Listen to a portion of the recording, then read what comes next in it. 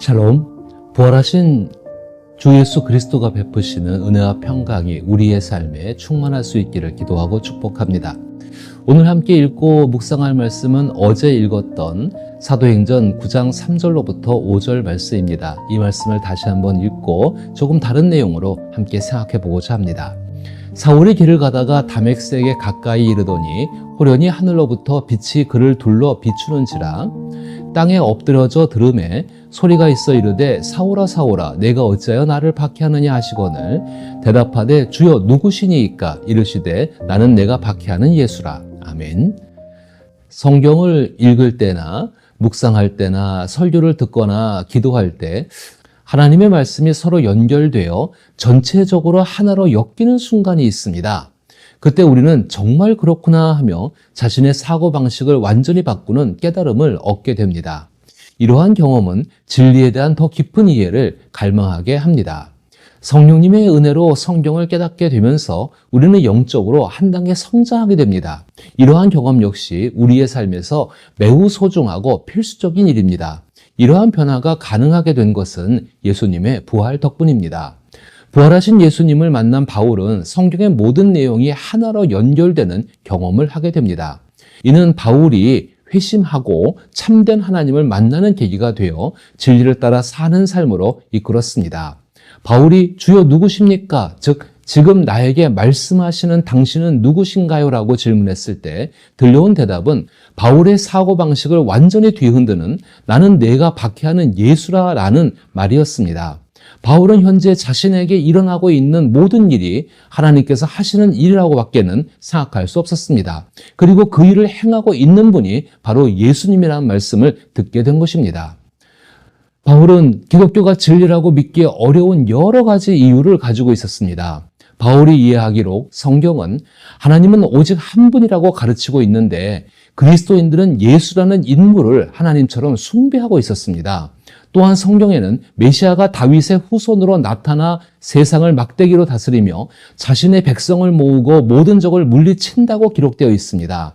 그러나 예수는 십자가에서 죽음을 맞이했기 때문에 권좌에 오르지 못했고 따라서 메시아일 수 없습니다. 더욱이 성경에는 죄를 지은 후 처형되어 나무에 달린 사람은 저주를 받는다고 명시되어 있습니다. 예수는 단순히 죽은 것이 아니라 범죄자로서 수치스럽게 죽임을 당한 것입니다. 하나님께서 예수를 왕으로 인정하시기는커녕 분명히 거부하고 버리신 것입니다. 이러한 이유로 바울은 성경이 기독교의 가르침을 이단으로 간주한다고 결론 내릴 수밖에 없었습니다. 이런 바울은 다메섹으로 가는 길에 예수님의 부활이라는 반박할 수 없는 사실에 직면하게 됩니다. 그 후 불과 사흘 만에 바울은 각 회당에서 성경을 근거로 예수가 하나님의 아들이라는 사실을 전파하기 시작했습니다. 이때부터 바울은 예수님의 부활을 바탕으로 성경 전체를 다시 생각하게 된 것입니다. 바울 서신을 통해 우리는 그가 앞을 보지 못하는 기간 동안에 그의 머릿속에서 어떤 사고의 흐름이 시작되었는지를 추측해 볼 수가 있습니다. 바울의 사고는 아마 이렇게 전개되었던 것 같습니다. 예수님은 저주를 받으시고 하나님께 버림받으셨지만 하나님께서 그분을 다시 살리시고 높여주셨다면 그렇다면 예수님의 저주와 고난은 타인을 위한 것일 수밖에 없다. 그렇다면 예수가 우리의 죄를 대신해서 율법의 저주를 감당하신 것은 아닐까 하는 자연스러운 의문을 가질 수밖에 없습니다. 이사야가 언급한 메시아가 세상을 심판할 강력한 인물이라는 것은 사실입니다. 그러나 이사야는 고난받는 종에 대해서도 언급하며 그가 찔림은 우리의 허물 때문이고 그가 상함은 우리의 죄악 때문이라고 기록하고 있습니다.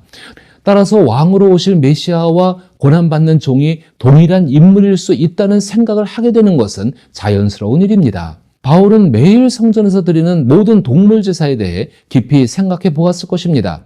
동물의 피로는 사람의 죄를 완전히 속할 수 없다는 점을 감안할 때 제사 제도가 미래의 궁극적인 유월절 양으로서 인류의 죄를 없애실 한 인물을 예표하는 것일지도 모른다는 생각을 할 수 있습니다.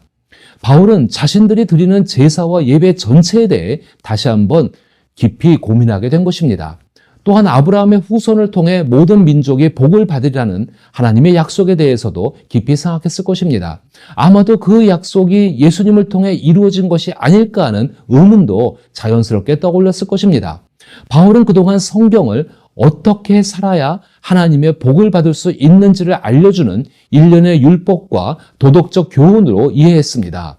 그러나 예수님의 부활이라는 확고한 진리를 깨달은 후 바울은 그리스도를 중심으로 성경을 다시 읽기 시작했습니다. 그 결과 모든 것이 새롭게 보였습니다. 성경은 단순히 착하게 사는 법을 가르치는 이야기가 아니었던 것입니다. 오히려 성경은 하나님께서 세상의 구원을 이루시는 방식에 대한 일관된 역사를 말씀하고 있었던 것입니다. 이 놀라운 실화의 정점은 바로 예수 그리스도이십니다. 바울은 하나님께서 예수님을 다시 살리시고 새롭게 하신 것을 바라보면서 성경 전체가 하나로 연결되는 것을 느꼈고 그로 인해 세상과 자신의 삶이 완전히 달라 보였습니다. 물론 바울이 그 모든 의미를 단번에 이해한 것은 아니었습니다. 그리고 그동안 기독교를 반대해왔던 자신의 주장에 대한 답을 모두 파악한 것도 아니었습니다. 그러나 예수님의 부활을 깨닫자 바울은 그 모든 반론에도 반드시 답이 있을 것임을 알게 되었던 것입니다. 그래서 바울은 그리스도를 믿고 전파하며 점차적으로 강론을 정리해 나갑니다. 우리도 부활의 삶을 사는 것에 대해 동일한 방식으로 접근해야 합니다. 우리는 기독교인과 교회와 세상이 저지르는 흔한 죄악과 비정상적인 일들을 바라볼 때가 있습니다.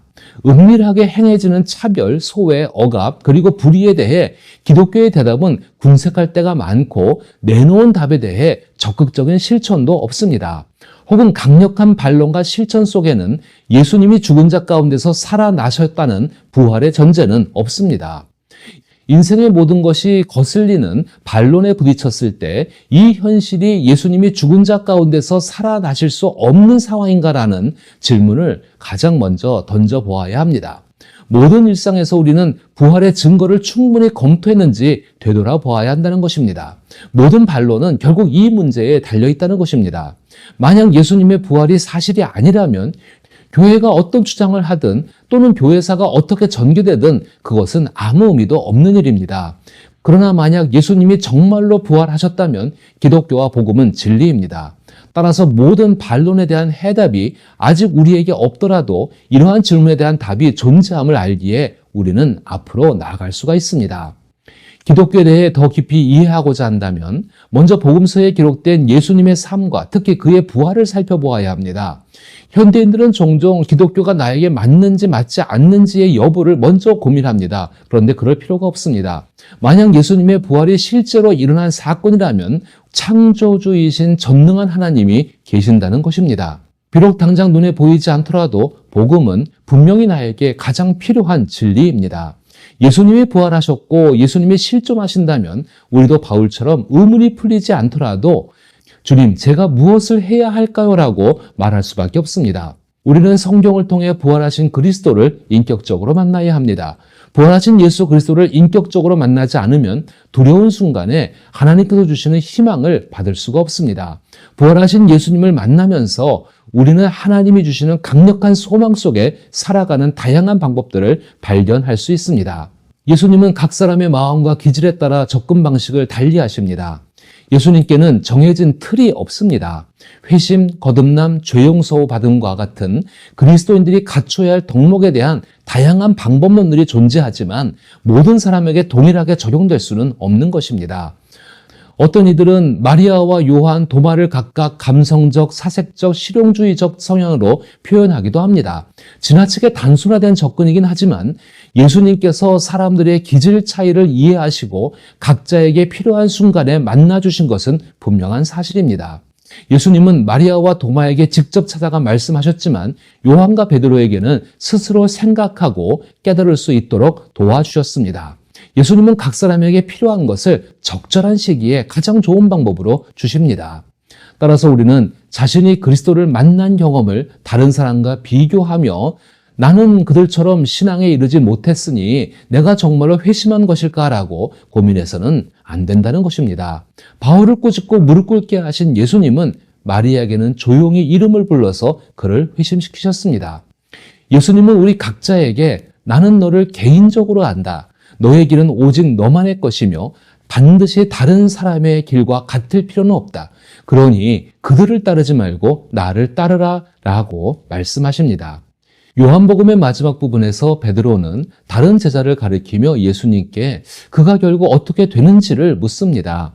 그러나 예수님은 그 질문에 답하지 않으시고 그것이 내게 무슨 상관이냐, 너는 나를 따르라 라고 말씀하십니다. 따라서 우리도 자신과 타인을 비교하는 것은 곤란합니다. 우리는 예수님을 바라보며 예수님이 우리 각자를 위해 예비하신 길을 따라 나아가야 한다는 것입니다. 바울이 그랬듯이 우리는 성경을 통해 예수님을 증거하는 하나의 길로 연결될 수 있습니다. 그것이 성령 안에서 주어지는 성경을 통한 지혜의 삶입니다. 이는 우리의 노력과 수고가 필요하며 그렇게 얻은 성경의 진리를 우리의 삶에서 실천함으로써 더욱 분명해집니다. 예수님께서 보내신 성령은 이러한 삶을 도우시며 우리를 그리스도의 장성한 믿음의 분량에 이르게 하실 것입니다. 이 복된 길을 매일의 영적인 성장과 진리를 실천하는 삶 속에서 살아갈 수 있기를 기도하고 축복합니다.